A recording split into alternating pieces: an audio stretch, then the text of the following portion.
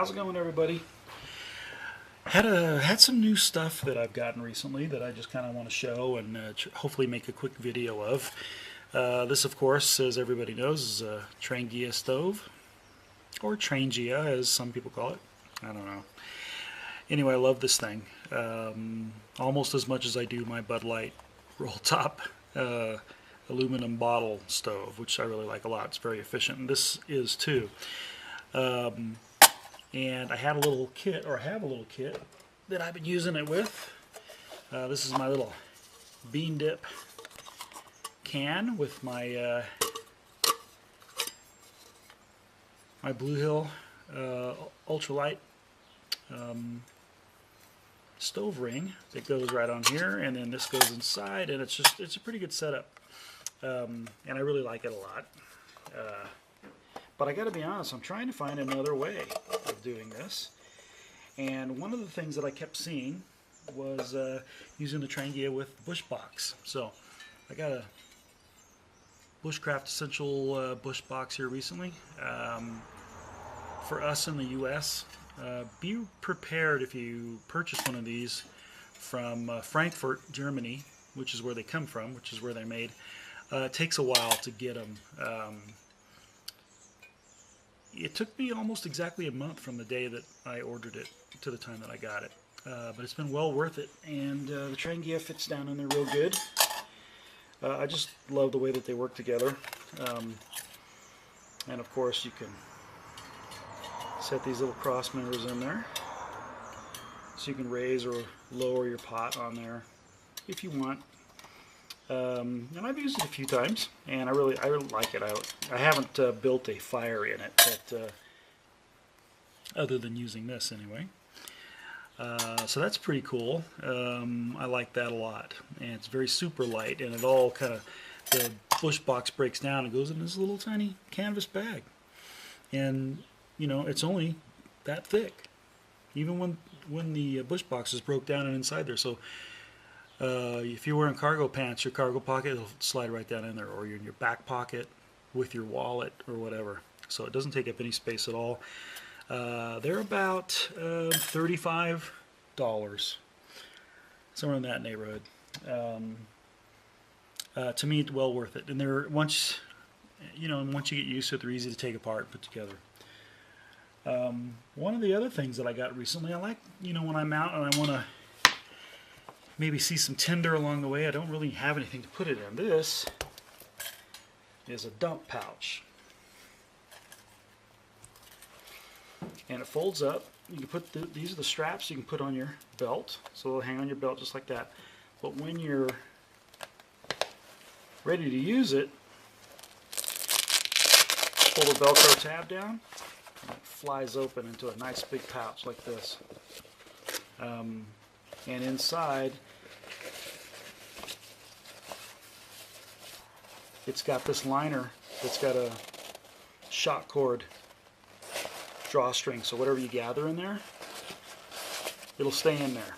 And it looks kind of big, but when it's hanging off the back of your belt, you don't even feel it because it's super light. But it is super tough too. I mean, this is nice tough canvas. You can get them in this color, you can get them in brown, you can get them in tan, and you can get them on Amazon. Just search dump pouch, look for it. I don't know what the brand is. I used to, not anymore. But anyway, this is great for your belt buckle, or your belt, like I said. But it's great for, they're molly straps, so they're good for putting them on your pack or wherever you want them. So this is a great thing. I'm glad I got this, and I used it. You can use this anywhere from like putting your tinder in, like I said, or if you're out hunting berries or something like that, you can put the berries in there, and there you go. Folds up nice and small. It just hangs on your belt. Today what I used it for is I wanted to gather up some punk wood, and I was going to go out to the desert and get some sage bark, but I didn't get around. I was actually going to go out camping these last couple of days, but circumstances kind of kept me from doing that. So I figured I'd just kind of fool around here close to home. Anyway, this is punk wood, and it falls apart real easy. The reason I wanted this was that here recently I purchased a flint and steel. Yeah, it's not cool like a lot of guys are able to make them or to get them from other guys that have made them. But I, went to my favorite store, Amazon, and actually found something on there. So I got some flint, a good size piece, about like that, and a little steel, and it works. Every time I use it, I feel like Jeremiah Johnson. Can you imagine? Anyway, I've learned some things about it over the last couple of days, and one of which is punk wood. You can char like your char cloth on the fire, and it'll start smoking within about 5 minutes, and then about 5 minutes after that it'll stop smoking, and that's about the time you know that your char cloth is done. Well, what I discovered, and I didn't know for sure, but what I discovered today with the fat wood, it worked about the same way. And so what you wind up getting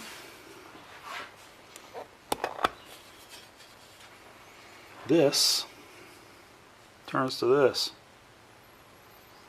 And so what I'm going to do is I'm going to try to get a little bit of that lit, see if I can get an ember going. And from what I've seen, and you guys that know how to use these, you know what I'm talking about. I'm not telling you anything new. But you get a little ember on here, and then you take your bird's nest or your grass bundle, and you hold it over the tin where the embers are. And then you get down in here and you start blowing in between the embers and your bird's nest, and it lights that bird's nest up, and then you can use it to start the fire. And I thought that's such a cool thing. So I'm not going to start a fire, but I'm going to see if I can get these embers going real quick. So let me close that up. I tell you what, they shrink up too. It looked like a heck of a lot more in there when I first did this. I'll know better next time. Something that I wanted to go along with my flint and steel was a medicine pouch. We are definitely in an area here in Idaho where there's a lot of Native American heritage. And there's a place that I know that I've never been to before that I want to go check out. And found this little deerskin pouch. At least I think it's deerskin. When I got it, it was a kind of gold color, almost exactly like that of my glove. And I didn't want that for this pouch, so I got some Rit dark brown dye.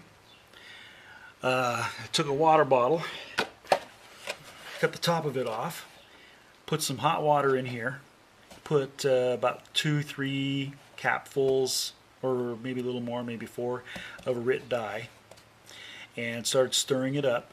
And you pretty much have to stir it the whole time. You take your pouch and you wet it down real good, and then you toss it in this, and you keep stirring it. And I stirred it for maybe 10 minutes, maybe 12 minutes, and then kind of wrung it out, not too hard because you don't want it to ruin the dye or ruin the look of the leather. But everything you do to this kind of stuff, or anything bushcraft wise, whether you're carving or whatever, if it looks a little bit messed up, it just adds character. So I didn't really worry about that too much. As a matter of fact, right here on the end, you can see where it's still a little bit yellow because the knot was right there. I didn't bother taking it out.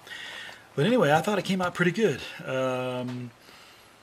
Like I said, somewhere between 10 and 12 minutes, and then I took it out, wrung it out, and then put cold water in here and threw it in there, let it soak for about 30 minutes, and then dumped that water out, which a lot of the dye came out. And what that's supposed to do is set the dye in the leather. Then I put some cold water back in there again, wrung this out one more time, and threw it in here probably for about an hour or so. Remember on my video when I got my shema and I soaked it for like overnight for hours and hours to get the extra dye out? It's almost the same thing, but there's not as much dye here. And after a couple of soakings, it was pretty good. So I took it out after the second one, wrung it out pretty good, and then hung it up. let it dry overnight. It wasn't completely dry. What I've read online is that there's also a technique where you hang it out in the sun for about 4 hours, and so I did that this morning because it was a beautiful day and it was nice and warm.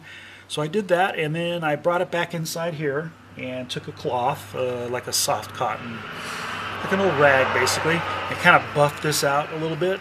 Just basically got whatever residue from the dye is still on there. I wiped that off. And then I took some boiled linseed oil and rubbed it on there. And same thing on the strands. And it smells like leather and linseed oil. It's great. So, I'll show you my little meager beginnings of my little flint steel kit. The kit that I got sent a whole bunch of jute twine, which is right there, and it actually sent you some char cloth.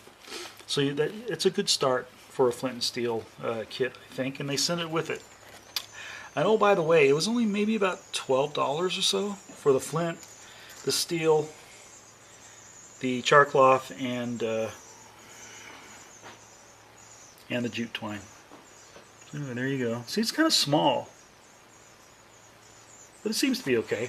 And I broke down my flint because it was a huge piece. It's about 4, well, I've got more. I got a lot more. But these are 4 little pieces. And you can kind of see here. Let me turn this light up. Put this in the dark a little bit.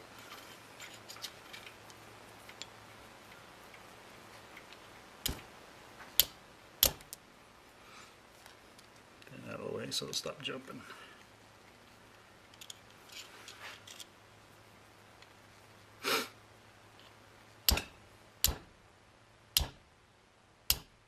Okay, you can see that a little bit. So as long as I'm at that, how about we see if we can light this ember up in here, or get a ember lit in here. So here you go.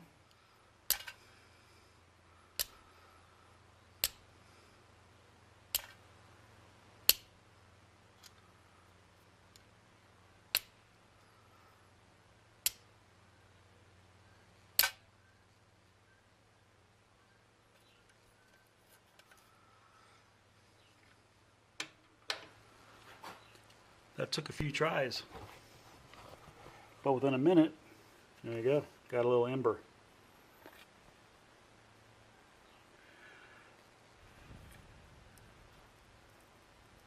Now I got a couple.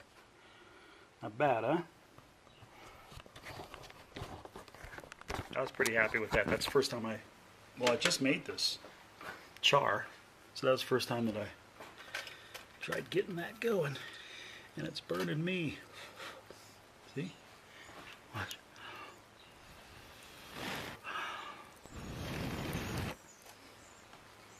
Alright, made a mess of things, but it's okay. So anyway, there you go.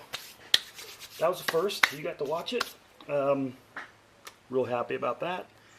So one last thing before I go. Yeah, you know what? This is 15 minutes already, isn't it? Why can't I get these things below 10 minutes? This is a little Platypus bottle. I've had this for a long time. I have another Platypus bottle, or at least this style of bottle. And it goes with this. This is my Sawyer Mini filter, water filter system. I've been using it, and it seems to work really, really well. Nice, clean tasting water. Not getting any kind of bugs from it. Had this for a little while now. I love this thing. It's about the size of a toothpaste tube. At least it's big around, but it's shorter. I have another water filtration system, and this is about 1/8 of the size of that, and it's super light, and I really recommend it. I love this thing.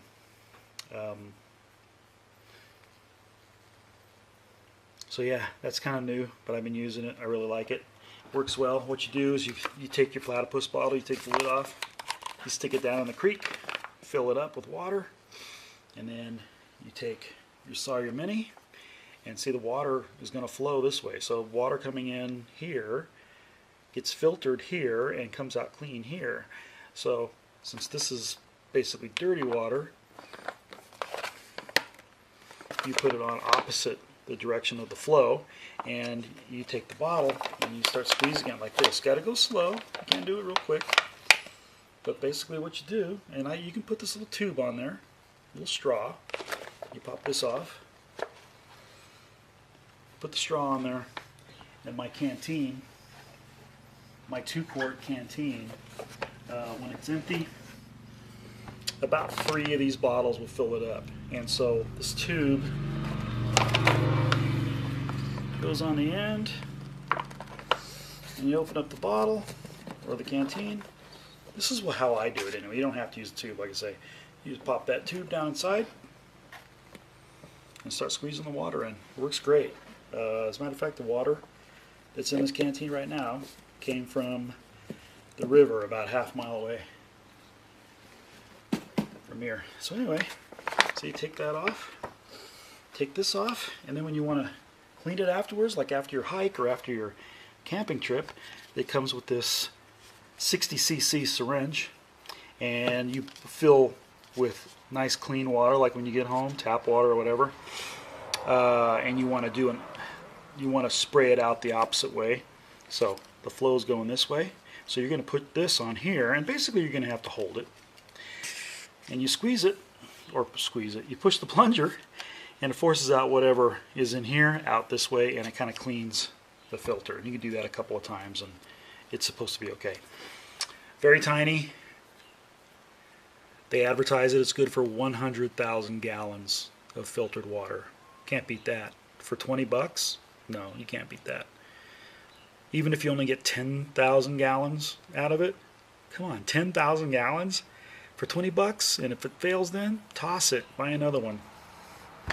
So anyway, well, maybe I should be a little more frugal, I suppose. So anyway, so there's all the stuff I wanted to show you. One last look here. Yeah. Pretty cool. So anyway, thank you for watching. I appreciate all your comments and your views. Please, you got anything to say, especially about this? I mean, I'm really learning about it. If you got any tips or anything, I'd really like to hear them. But there you go. There's some of my new goodies anyway. Alright, so thanks again. You guys take care. See you next time, okay?